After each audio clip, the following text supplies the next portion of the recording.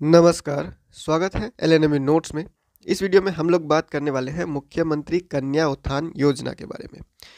तो ये नोटिस तो अभी तक आप लोगों ने देख ही लिया होगा और ये नोटिस जो है वो भेजा गया है सभी यूनिवर्सिटी को, यानी कि बिहार में जितने भी यूनिवर्सिटी है, लगभग यहाँ पे 16-17 यूनिवर्सिटी दिख रहा है, सभी को जो है वो भेजा गया है नोटिस।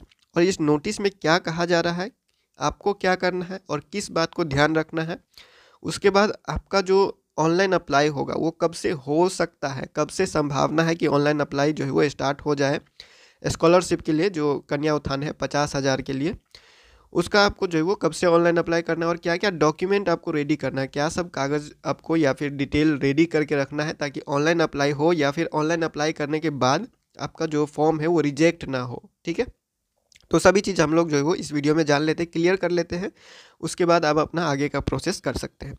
तो सबसे पहले इसमें जो कहा गया है वो कहा गया है कि नवंबर 2024 तक जिसका भी रिजल्ट आ चुका है, जिसका रिजल्ट क्लियर हो चुका है, और एक बात ध्यान रखिएगा, अगर आपका रिजल्ट पेंडिंग है तो आपको नहीं मिलेगा। जब तक आपका रिजल्ट पास नहीं होता है, जब तक आपका रिजल्ट पास नहीं होता है, चाहे बीए है, बीएससी है, बीकॉम है, चाहे कोई भी आपका ग्रेजुएशन लेवल पे है, तो जब तक आपका रिजल्ट पास नहीं होता है और फाइनल के बाद ही होगा, जैसे कोई पार्ट 1 में है या फिर पार्ट 2 में है, तो वो लोग को नहीं मिलेगा। पार्ट 3 यानी फाइनल ईयर पास हो जाता है, आपका पूरा हो जाता है, बीए बीएससी बीकॉम कंप्लीट हो जाता है, तब आपको ये 50,000 स्कॉलरशिप मिलेगा, मुख्यमंत्री कन्या उत्थान योजना। तो जिसका रिजल्ट पेंडिंग है उसको नहीं मिलेगा, पास है तो मिलेगा, चाहे फर्स्ट डिवीज़न हो, सेकेंड डिवीज़न हो, थर्ड डिवीज़न हो, कोई भी हो, सभी को ये मिलता है। और ये कन्या उत्थान योजना है तो सभी लड़की को मिलेगा, लड़का के लिए ऐसा कुछ नहीं है। तो ये सारा चीज़ आपको ध्यान रखना है। और नवंबर 2024 तक अगर आपका रिजल्ट आ चुका है, पार्ट 3 का रिजल्ट क्लियर हो गया है, तो आप ये फॉर्म भर पाइएगा।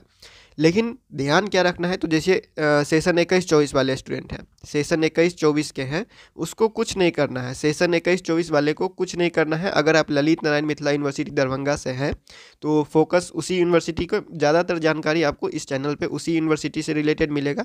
तो ललित नारायण मिथिला यूनिवर्सिटी LNMU दरभंगा के अंडर आप है और सेशन 21-24 का रिजल्ट तो बहुत पहले आ चुका है। तो सेशन 21-24 बीए बीएससी बीकॉम वाले को कुछ नहीं करना है। आपका रिजल्ट जो है वो यूनिवर्सिटी सरकार के वेबसाइट पे, सरकार के पोर्टल पे अपलोड करेगा। आपका जो भी रिजल्ट है, आपका मार्कशीट जो है, मान के चलिए आपका जो डिटेल है, नाम, मार्कशीट, कितना नंबर मिला, वो सारा चीज़ आपको जो है आपका यूनिवर्सिटी जो है ललित नारायण मिथिला यूनिवर्सिटी, वो सरकार के पोर्टल पे अपलोड करेगा। और अपलोड करने का लास्ट डेट क्या कहा गया है, तो 25 तारीख तक कहा गया है, यानी 25 दिसंबर तक। ठीक है, तो 25 दिसंबर तक जो ये डिटेल अपलोड किया जाएगा, उसके बाद आपको कुछ दिन बाद ऑनलाइन अप्लाई करने का डेट निकलेगा। तो अभी सेशन 21-24 वाले जो स्टूडेंट है उसको कुछ नहीं करना है, अभी आप लोग कुछ नहीं करना है। आप लोग को अपने डॉक्यूमेंट तैयार करना है, जो जो डॉक्यूमेंट लगेगा ऑनलाइन अप्लाई के लिए वो सारा चीज़ रेडी करके रखिए। आपको जो नाम जोड़ने का प्रोसेस है वो सिर्फ उनके लिए है जिनका नाम पहले जो लिस्ट जारी किया गया, जैसे पिछले सेशन का स्टूडेंट है, जैसे कोई 20 से 23 वाले होंगे या फिर 22 वाले हैं या फिर 21 वाले हैं। ठीक है, तो ऐसे जो पिछले सेशन के स्टूडेंट हैं उनको उनको लिस्ट में नाम नहीं आया था पहले, अगर लिस्ट में नाम नहीं आया था तो आप यूनिवर्सिटी जाके एप्लीकेशन जमा कर दीजिएगा। और एप्लीकेशन के साथ में जो भी डॉक्यूमेंट लगेगा, जैसे मार्कशीट है, एडमिट कार्ड है, आपका आधार कार्ड है, रजिस्ट्रेशन है, ये सारा चीज़ आप जाके यूनिवर्सिटी में जमा कर दीजिएगा। 25 तारीख से पहले जाके जमा कर दीजिएगा तो सही रहेगा। और यूनिवर्सिटी तब जाके सरकार के पोर्टल पे, सरकार के वेबसाइट पे आपका रिजल्ट अपलोड करेगा, आपका डेटा अपलोड करेगा, तब आपका लिस्ट में नाम आएगा। सेशन 21-24 वाले को अभी कुछ नहीं करना है। सेशन 21-24 वाले सिर्फ अपना डॉक्यूमेंट तैयार कीजिए। और जो पिछले सेशन के स्टूडेंट हैं जिनका लिस्ट में नाम पहले नहीं आया हुआ था, तो आप यूनिवर्सिटी जाके एप्लीकेशन दे दीजिएगा और उसके साथ में डॉक्यूमेंट दे दीजिएगा 25 तारीख से पहले, 25 दिसंबर 2024 से पहले। तो आपका जो है वो लिस्ट में नाम ऐड कर दिया जाएगा, आपका लिस्ट में नाम जोड़ दिया जाएगा अगर पहले नहीं था तो। ठीक है। तो इतना आप लोगों को क्लियर रखना। क्या क्या डॉक्यूमेंट रेडी करना है वो आपको बताते हैं। तो देखिए, सबसे पहले आपका आधार कार्ड, ये सबसे मेन है। आपका आधार कार्ड जो है, इसमें सारा डिटेल्स वही डिटेल होना चाहिए जो आपके बीए में है या फिर बीएससी में है या फिर बीकॉम, आप जो भी किए हुए हैं, बीए बीएससी बीकॉम ग्रेजुएशन जो किए हुए हैं, उसमें आपका जो डिटेल है, जो मार्कशीट में आपका डिटेल है, जैसे एडमिशन लेते समय जो डेट ऑफ बर्थ है आपका, या फिर जो नाम है आपका, पिताजी का नाम है, जो भी आपका डिटेल है आधार कार्ड में, वही डिटेल आपका होना चाहिए मार्कशीट में।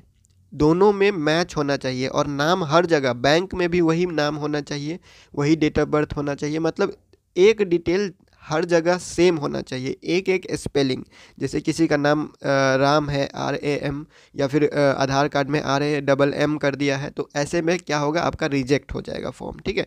तो हर एक चीज़, हर एक स्पेलिंग आपका सही होना चाहिए हर जगह, चाहे आधार कार्ड हो, चाहे मार्कशीट हो, चाहे आपका बैंक पासबुक हो, हर जगह आपका सारा चीज़ सही होना चाहिए, मैच करना चाहिए। कोई भी चीज़ अलग अलग नहीं होना चाहिए। ठीक है। एक स्पेलिंग भी गलती नहीं होना चाहिए, नहीं तो आपका जो है वो रिजेक्ट हो जाएगा। ठीक है।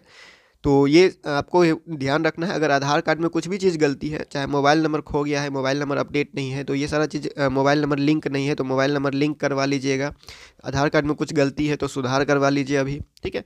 तो वो सारा चीज़ आप चेक कर लीजिएगा। बैंक पासबुक है तो बैंक आपका बिहार में होना चाहिए, बिहार के बैंक में ही अकाउंट होना चाहिए। बिहार के कहीं भी, कोई भी जिला में हो वो चलेगा, तो बिहार में ही आपका अकाउंट होना चाहिए। ठीक है।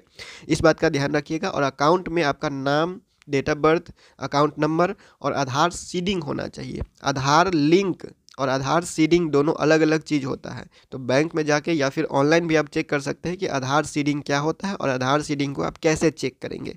तो बैंक में पैसा तभी आएगा जब आपका आधार बैंक से जो है वो सीडेड होगा। आधार बैंक से सीड होने का मतलब आधार लिंक करना नहीं होता है।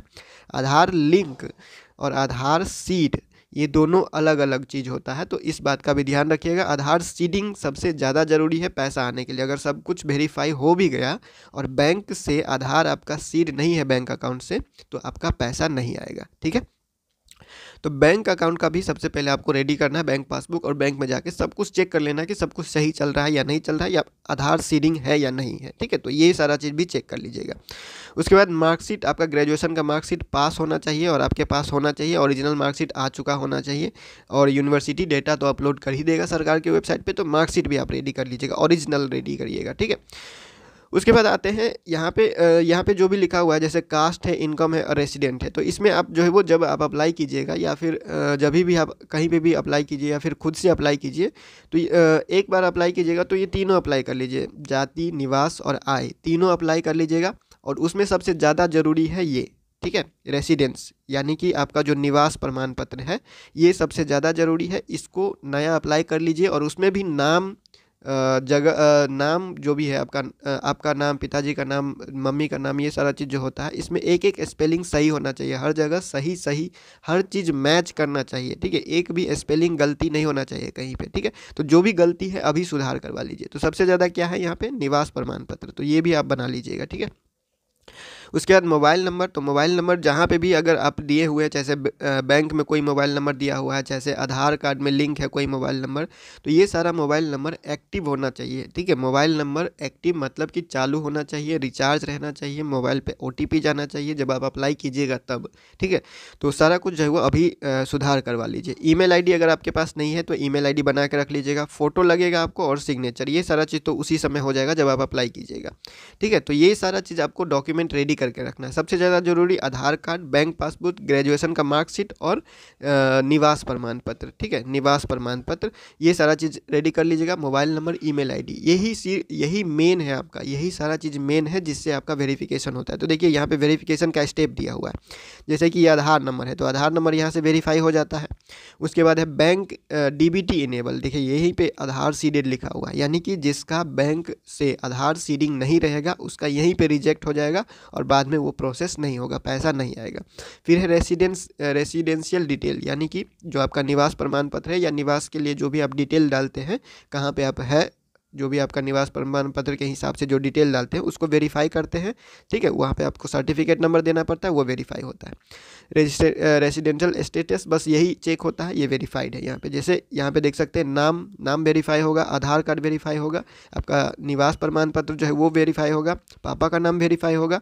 बस आपको ये ध्यान रखना है कि जो आपके ग्रेजुएशन के मार्कशीट में जो डिटेल लिखा हुआ है, जो मार्कशीट में जो डिटेल है वही डिटेल हर जगह होना चाहिए, और सब कुछ जो है वो सही होना चाहिए, एक एक स्पेलिंग। और ऑनलाइन अप्लाई करने का जो डेट है वो लगभग 1 से 1.5 महीने में आ जाएगा। लगभग 1 से 1.5 महीने में जो है वो अंदाज़ा लगाया जा रहा है कि लगभग 1 से 1.5 महीने में आपका ऑनलाइन अप्लाई करने का डेट आ जाएगा, ठीक है। तो अगर आप पास हो चुके हैं, पहले लिस्ट में नाम नहीं था, तो यूनिवर्सिटी जाके एप्लीकेशन दे दीजिए और डॉक्यूमेंट जमा कर दीजिए, आपका लिस्ट में नाम आ जाएगा। और सेशन 21-24 के स्टूडेंट हैं तो आपको अभी कुछ नहीं करना है, आप बस डॉक्यूमेंट रेडी कर लीजिए। और बाकी जितने भी स्टूडेंट हैं सब अपना डॉक्यूमेंट जो जितने भी कागजात हैं सारा कुछ जो है वो रेडी करके रखिए। ऑनलाइन अप्लाई 1 से 1.5 महीने में स्टार्ट हो जाएगा। उससे पहले जितना भी सुधार करवाना है या फिर जितना अप्लाई करके कागज़ वगैरह रेडी करना है वो कर लीजिए, ठीक है। तो जब भी ऑनलाइन अप्लाई करने का डेट आएगा आपको बता दिया जाएगा। फिलहाल इस वीडियो में इतना ही, मिलते हैं अगले वीडियो में अगले अपडेट के साथ LNMU नोट्स के यूट्यूब चैनल पे।